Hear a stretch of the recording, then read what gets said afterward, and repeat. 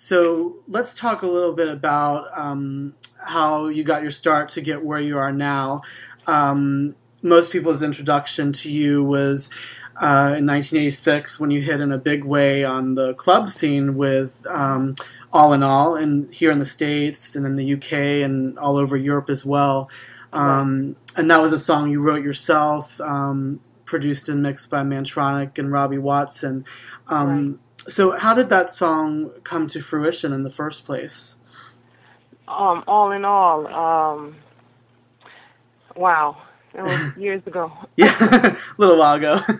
Yeah, you're not kidding. It's a love song. I was in love at the time, and I just wrote a song around the way I was feeling hmm at the time. It just clicked. hmm Were you, when you wrote the song, were you already actively performing and recording, or what was the context of when you wrote it as far as your own career? Well, when I wrote it, I was still living, at home in Rochester, New York, is my hometown. hmm And I was performing. I used to perform in like the local bands. hmm So I was, I wasn't professional, hmm but I was, playing in bands, lead singer and keyboard player Okay, in some of the cool. local bands. So, like, when you finished the song, was it something where you said, I have a hit on my hands, I need to go shopping for a record deal? Or how did it go from being a song you wrote to being a song that was released on Sleeping Bag Records?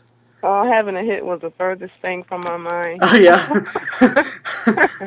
You're just trying to I, make it, huh?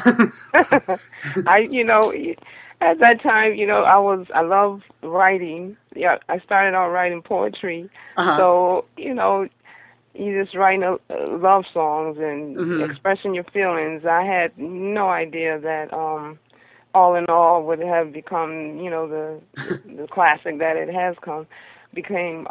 But Robbie Watson heard the song. He chose that song and thought that, oh, he gave me some studio time.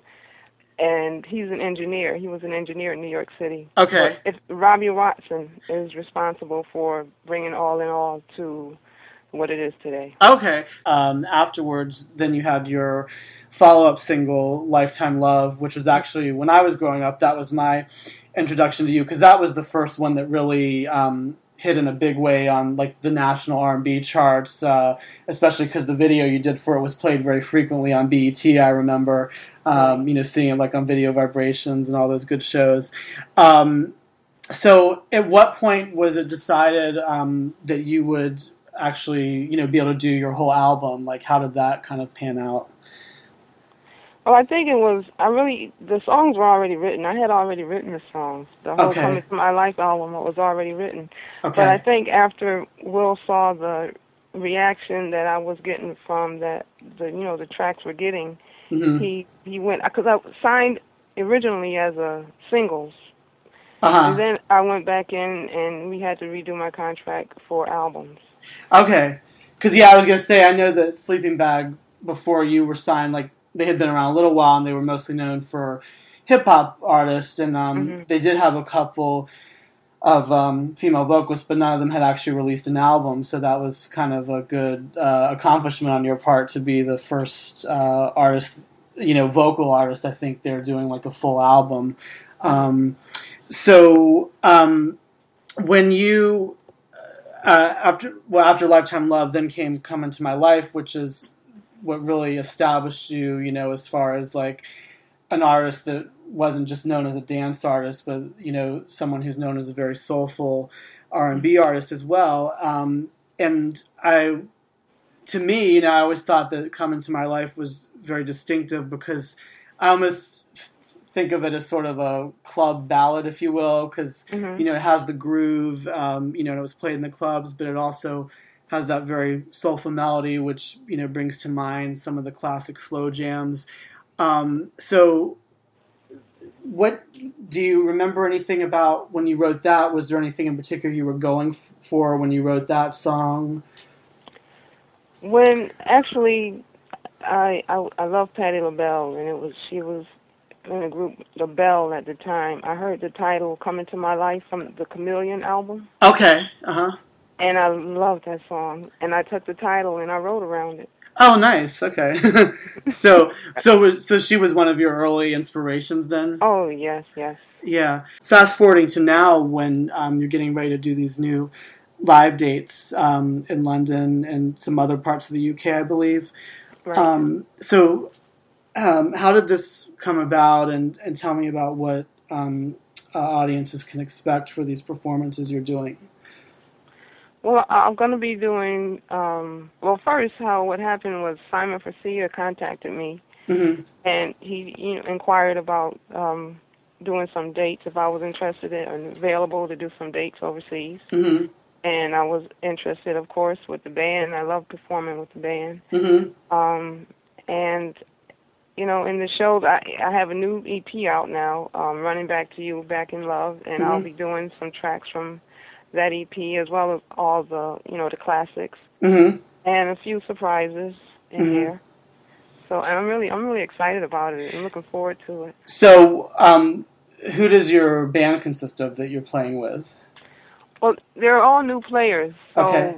but I'm excited about meeting the guys. I hear they're really, really good. So Mickey Sims I did a track with him as well. No relation, same last name. Oh, okay. That's funny. He lives in London. Wow. And we got in contact through Facebook. Uh-huh. And we started working on some music together. Okay. And I'll be doing that track as well with the band. But he got the band together for me. He's a drummer as well. Oh, so wow. He knows a lot of really good players in London. Oh, cool.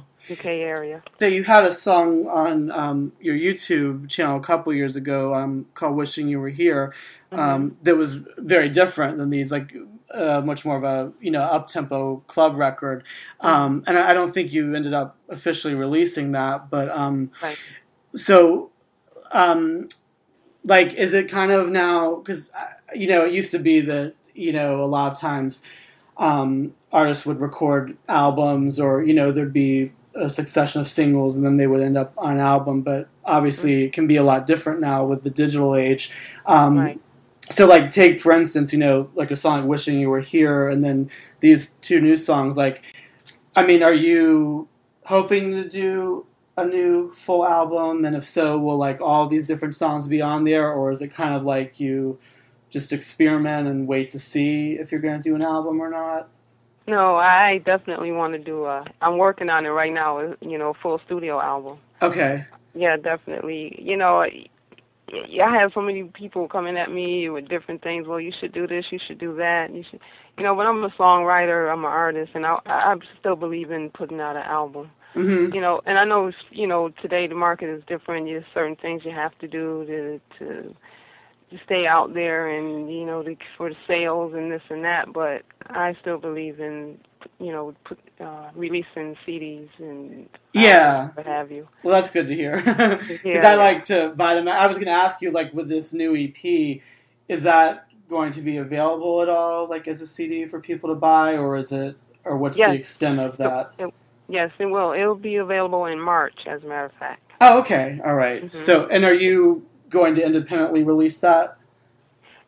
Well, it'll be it's on my label, August Rose Record, but I'm still working out a distribution deal. Okay, because I know you did one other project before. I think it was your label and maybe distributed through another, which was the New Beginning CD you did a few years ago. Right. Yes.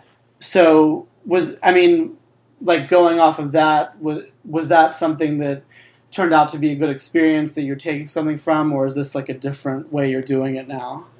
No, A New Beginning it was my first venture out, as far as independently, really by myself, putting out, music. And I mean, I shouldn't say by myself. I have a team of people working with me. Right. But under your direction, though.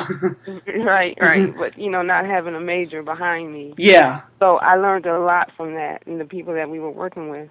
And that was a different time too, because that was the Tower Records and all the labels, all the stores were shutting down, and I know. That was right around that time when it started. right.